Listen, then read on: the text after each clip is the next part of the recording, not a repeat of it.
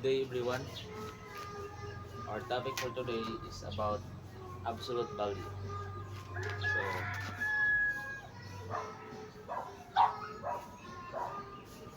what is the absolute value of 5? The absolute value of 5 is 5.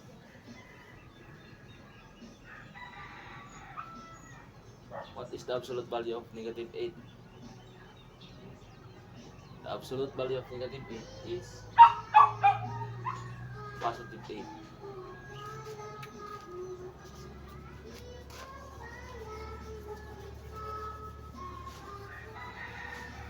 So, the absolute value is cannot be equal to negative. If you have absolute value of 0, the absolute value of 0 is 0. So let's try an example.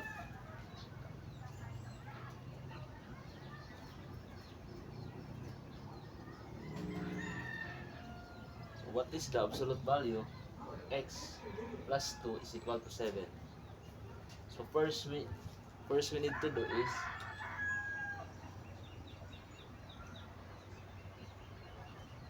the original form and another one. And the negative 1. So the first form is x plus 2 is equal to 7. X plus 2 is equal to negative 7. So first we need to do is we need to cancel out is minus, need to cancel this and we find the x. So the x 7 minus 2 is equal to positive 5. So this is our answer. And the next one is minus 2 and minus 2. Like this. So we cancel out this.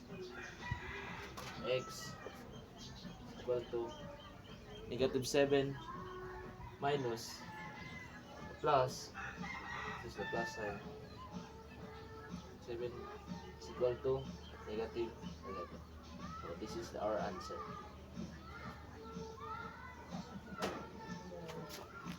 So another example.